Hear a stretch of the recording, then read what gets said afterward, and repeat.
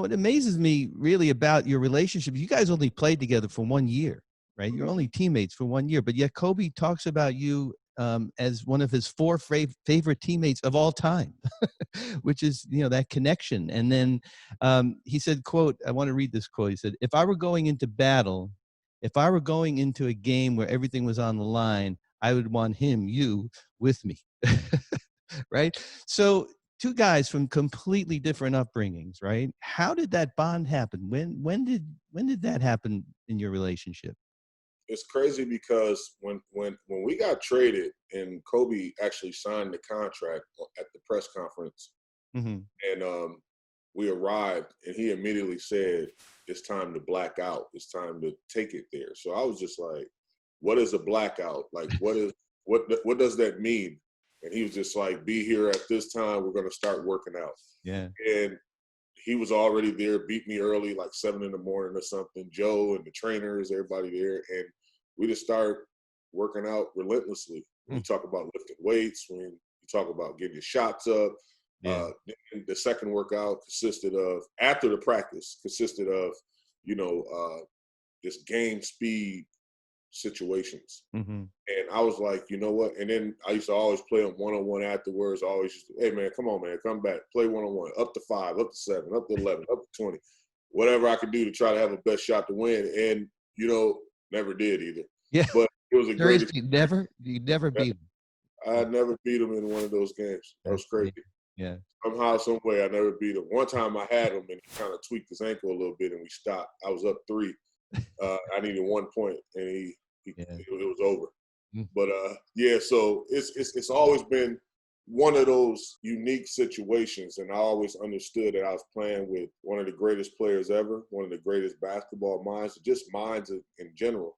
Mm-hmm. And that's how the relationship had started. We was always with each other, away from the game, where if we flew into cities, we would spend time with each other. We would watch film together. We'd go eat together. It was just around the clock. And he said, I usually don't do this.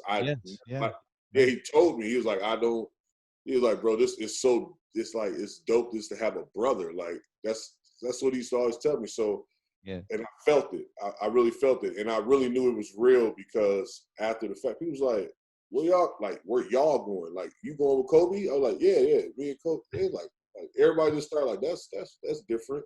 Mm-hmm. Weird. Like, he usually doesn't do that. And it was a special time, and I'm so glad I had those moments because Mm-hmm. a lot of times I just sit back and reflect on those moments and those conversations and things that he would say to me. Mm-hmm. When I accomplished, I feel like milestones, in my second act, he would always say, what next, CB? Mm. What next? Yeah, that's right. Yeah, and I'm sure you guys bonded over having kids and daughters especially, right? Oh, yeah. That was that, and his second act, that was like, first scene of the second act. that was the most important thing to him. I know that for a fact, as you do. It's so interesting because I read that the piece that you wrote about going to the barbecue or the dinner at your mom's house, the whole team, and like you said, everyone was surprised that he came along, and he was just one of the guys, right? And he rarely did that. I mean, I was around him a lot for 20 years, even with the Olympic team, and it wasn't him just sort of sequestering himself. He just, he liked his alone time, but there were very few people that he would let in, quite frankly, right? That's real. And, Yeah. and I'll never forget, we get to Milwaukee, we land, and I had a party bus or whatever set up for the team. If anybody wanted to come, hey, come get your food, chill, eat. And they was like, who all coming? So I was going down the list. I was like, coaches, y'all straight? And one of the coaches was like, hey, I come. Yeah, I'm hungry. I come. Like, hey, you want to go? Everybody, raising their hand, Chris Mills, everybody. And then I got in the back.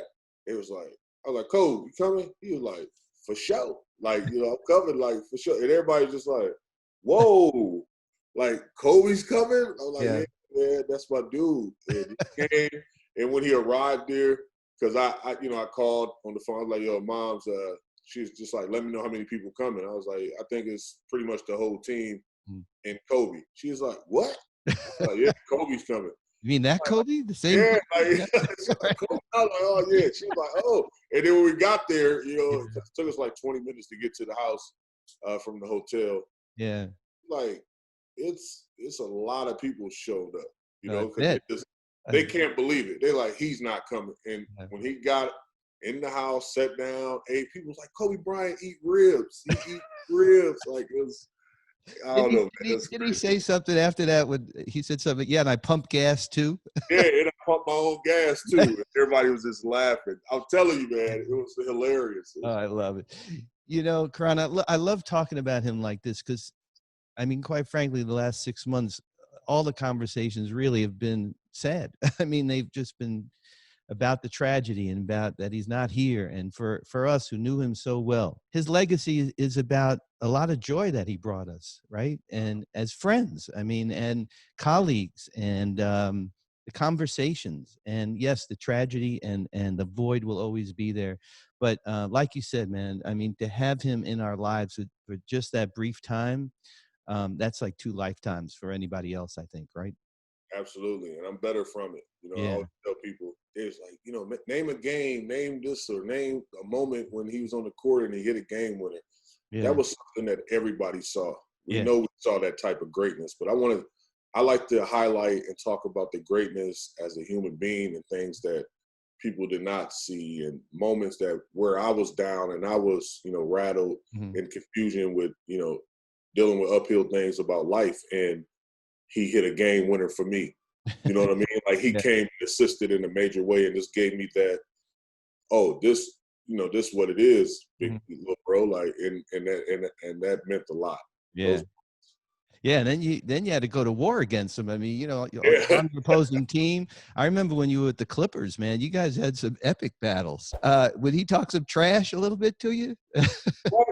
I remember I posted this video yesterday. It's crazy you mentioned this. So I posted a video yesterday on Twitter, and people was just like, God, Kobe was cooking. He Yeah, had like 40 something, but the way he had the 40 something. He was operating in that phone booth. Just, his footwork was impeccable.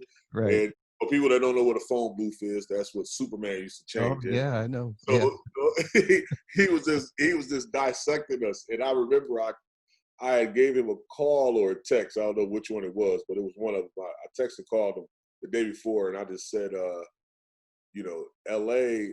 Belongs to the Clippers now, Clip City, Lob City, and he was like okay, like, so he came out and he was just. I said, what the hell did I do Yeah. that? You poked the sleeping bear or something, as they say, right? Yeah, I got him going, man. He was Oh, so that's funny. engaged. That's funny. Yeah, I actually remember that game. I really do. And you could see the Mamba at full speed in that one, man.